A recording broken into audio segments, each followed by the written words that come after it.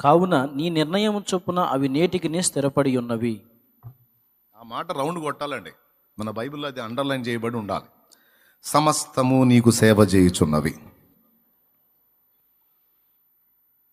అంటే ప్రకృతిలో ఉన్న భూమి, ఆకాశము, గాలి, నీరు, నిప్పు, పంచభూతాలు ఆయనకి సేవ చేస్తున్నాయి.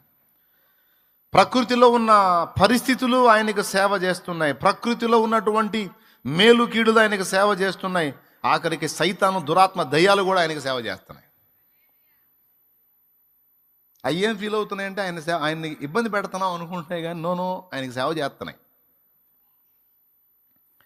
బిడ్డలందరి పాపాలకు ప్రాయశ్చిత్తంగా వెలజల్లించాలనుకున్నాడు. అనుకొని దిగొచ్చాడు. దగ్గరుండి ఆ కార్యాన్ని అంతా జరిగించింది ఎవరు? సైతాను. వాడేమనుకున్నాడు? ఇబ్బంది పెడుతున్నాను అనుకున్నాడు. మరో విధంగా వాడేం చేశాడు? అందరి పాపాలకు ప్రాయశ్చిత్తంగా జరగవలసిన బలిని వాడే జరిగించాడు. ఇప్పుడు చెప్పండి, వాడు సేవ చేశాడా, కీడు చేశాడా? అంతే.